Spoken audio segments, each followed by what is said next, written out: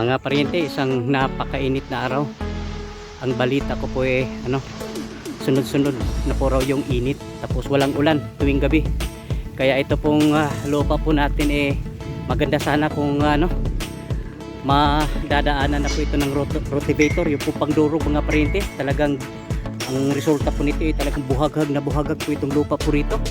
Kasi yun na nga, hindi dumidikit kasi sobrang tigang na po yung lupa po rito mga paryente. Kaso nga lang yung ating traktor po hindi pa po dumarating yung pong pyesa. At sa ngayon po inalis po yung mga langis kasi may halong tubig. Kaya dapat palitan po ito ng langis kasi nakakasira po yung ito po may halong tubig po yung langis. Ito po kasi nababad o flooded po kasi ito mga paryente. Buti na lang hindi ho nagkaka-problema. Ito po ito lang po yung yung ating service pickup po rito. Medyo matagal-tagal din po itong nakalubog. Nakadapa. Hindi po magana kasi mayroong problema, pero katong starter ber okay naman to ber no. Ang brake na lang na. So ito po mga paryente, okay na po ito. Ayos na po ito. Yun na lang yung may leak po daw, may tagas po yung linyada po ng brake po niya. Mahirap na mga paryente kasi pag naubusan po ng brake fluid, hindi na po kakapit po yung yung brake. Sa ngayon din po kasalukuyan dito tatahi o pinagdugtong po itong ating kararating lang na UV plastic. Ito po para po bubong po ng ating greenhouse.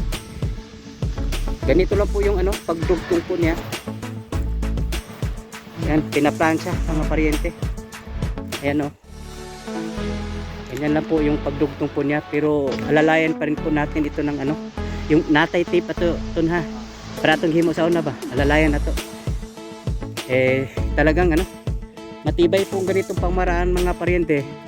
At lagyan pa rin po natin ng tape po rito. Mayroon po tayong binili na tape na pang repair po ng itong UV plastic, kasi hindi po karaniwang tape po po rito. Mayroon talagang rin yung UV plastic na yung tape, kasi pag ordinaryong tape po natatanggal at madaling napupunit. Kaya para ho siya hindi matatanggal, alalayan pa rin natin ng tape pagkatapos po ng pagplansya po nila. Ayan, update po tayo dito po sa ating punlang papaya. Ito po Red Lady. Ayan, ito na po sila mga paryente. At yung dalawang batch po kasi ito, kasi yung unang batch po natin inatake po tayo ng yung daga.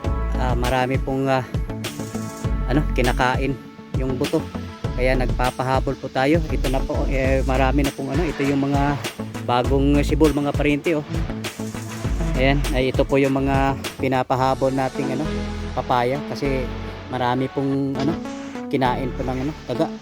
At pansin po natin medyo naninilaw yung ating papaya mga paryente. Balita ko po tuwing umaga lang po dinidiligan. Sa sobrang init po ng panahon mga paryente, dapat ito 2 beses diligan, umaga at hapon.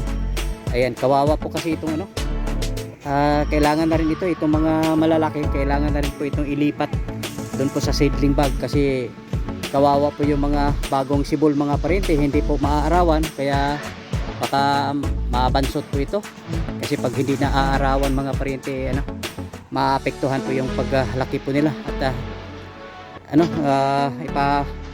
beses na po natin ito pa didiligan, kasi naninilaw. Yung mahirap na pag buti. Yan mga paryente, isang maganda umaga.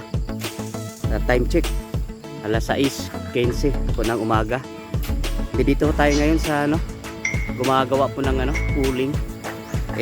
Sa ngayon po yung gumagawa, yun pong kasamahan na po natin, kasi meron pong hindi po nakapagsunduan nung pong hinahire po natin ng yung gumagawa po ng uling po natin. Ayan, ganito lang po pala yung paggawa po ng uling. Yan, mayroon pong pinapile na kahoy doon sa ilalim. Tapos tinatakpan po ng ano, mga damo at saka mga dahon, kung ano-ano pa mga ano, para hindi po siya makakasingaw. Ayan. At mayroon po silang iniwan po rito sa bandang gilid. Kani dili naman iko ano no. Anak naman mag-display dia. Ayan, inagahan po ni ano kasamang idsil po para kasi napaka-tindi po ng init mga paryente ngayong araw. Ang kahapon po yung napaka ano. Sumasakit po yung ulo ko sa init. Ayan. Mayroon pa po tayo maraming ano, ilang ito po yung ano, pangalawang batch pa po ito. At marami pa po tayo mga siguro may mga 5 batches pa po tayong ano, gagawing uling. Ayan po, ito na po yung ano, pangatlo. Tapos may tinakpan diyan, mayroon pa po doong ano, mga gapnod, mga ayun, marami pa pong kahoy na gawing uling mga parente. Katunayan nga, pag iikot ka po dito sa buong farm, marami pa pong makukuha, mapupulot na ano, mga kahoy. Ayan. Oh, ang dami pa po. Tingin ko po aabot pa po ng ano, 5 o 6 na batches po ng ano, pag-uuling. Ayan.